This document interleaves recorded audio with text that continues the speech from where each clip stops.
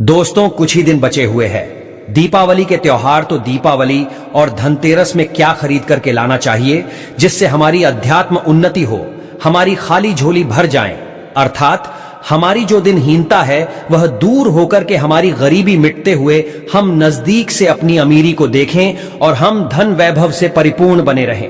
Video ध्यान से देखना। दीपावली का त्योहार देखिए, 5 पर्वों का अनूठा त्योहार माना जाता है।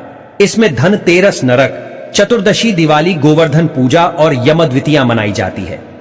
यम द्वितीय को भाई दूज के नाम से भी जानते हैं। तो दिवाली की रात्रि में कई प्रकार की आप सभी दर्शकों को जरूर पता होगा, तंत्र मंत्र से मां लक्ष्मी की हम पूजा अर्चना करते हैं। इसके बारे में मैं एक वीडियो भी बना दूंगा। आप जो है इससे सुख समृद्धि और धन लाभ की कामना कर सकते हैं। लेकिन कुछ ऐसी सामग्री है जिसे आप अपने घर में खरीद करके लाते हैं तो ये आपके घर में अन्न धन एवं सुख समृद्धि की बढ़ोतरी करते हैं। और हो सके तो इसे तेरस के दिन खरीदना चाहिए, धनतेरस के दिन खरीदना चाहिए।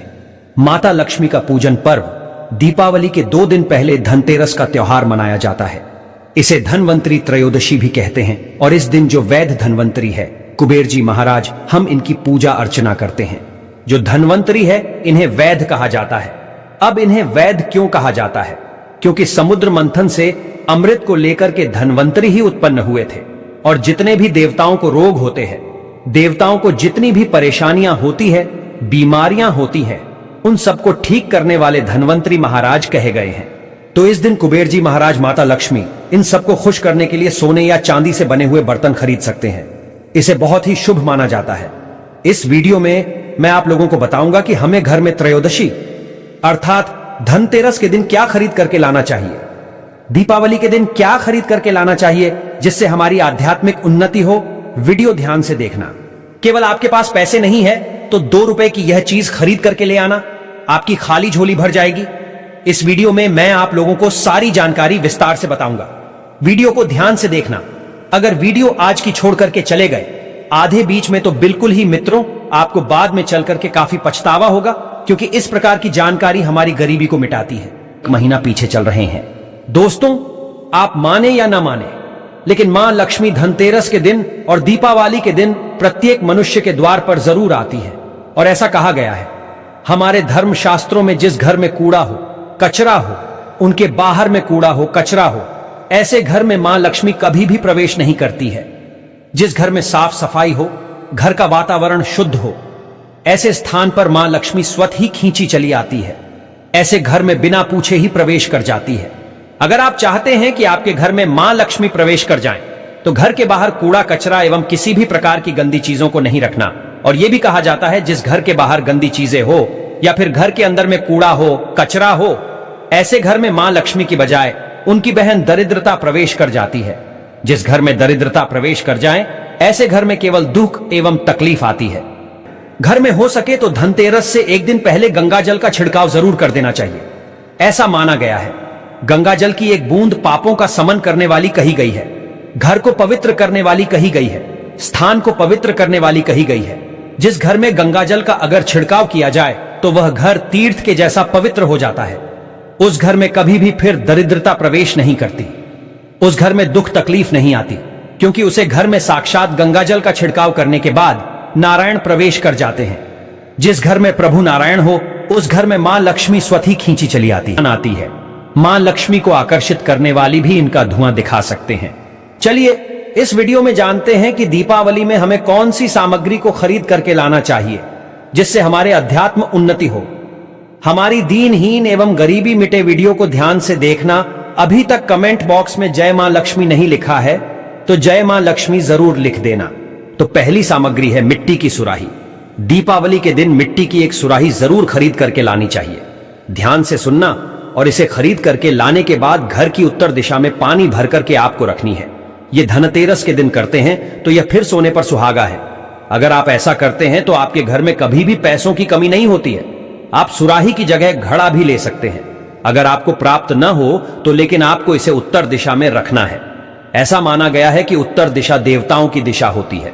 और मिट्टी के कोई भी पत्र में पानी डाल करके उत्तर दिशा में रखते हैं तो यह पानी देवताओं को प्राप्त होता है। मां लक्ष्मी की कृपा से इसमें कमल जैसी सुगंध आने लगती है।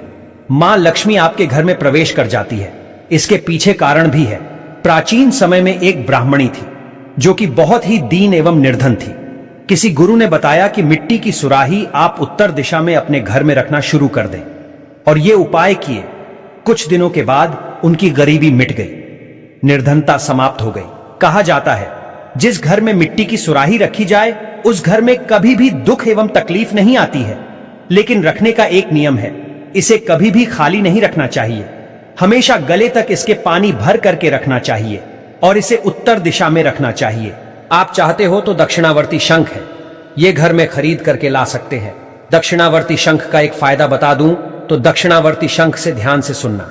अगर आपके घर में भगवान शालिग्राम की फोटो है या फिर मां लक्ष्मी की तांबे से बनी या फिर पीतल से बनी कोई मूर्ति है तो उसे स्नान करा करके शंख से आपको स्नान कराना है।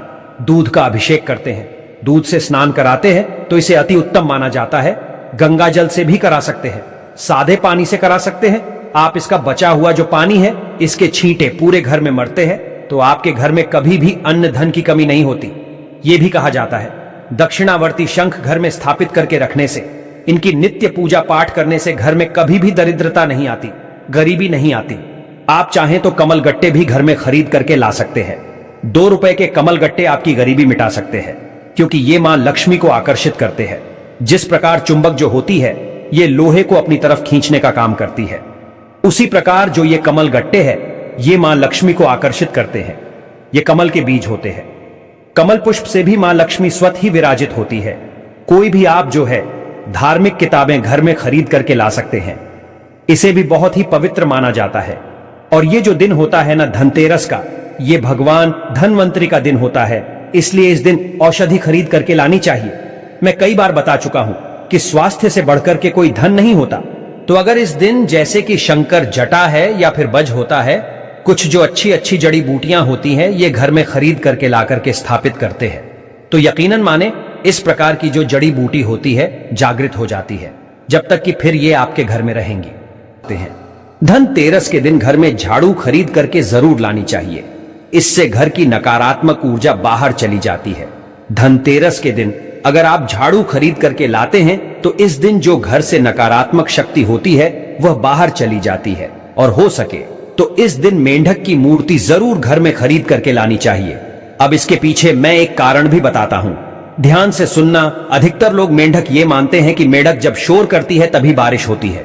मेंढक की बहुत जगह पर आज भी, जैसे कि राजस्थान वाले स्थान है, यहां पर इनकी पूजा करते हैं कि बारिश कराने का काम करती है।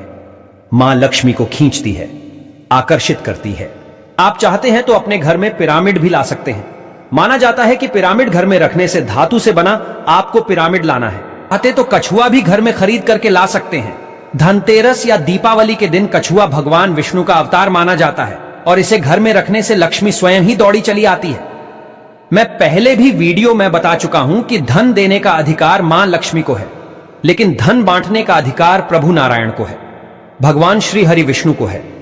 किसके कर्म में किसको कितना धन देना है ये भगवान विष्णु जी निर्णय लेते हैं। तो कछुआ घर में रखने से इसे भगवान विष्णु जी का कच्छ अवतार माना जाता है, भगवान विष्णु जी का स्वरूप माना जाता है। तो उस घर में मां लक्ष्मी दौड़ी चली आती है। तांबे या पीतल का कछुआ घर में रखना।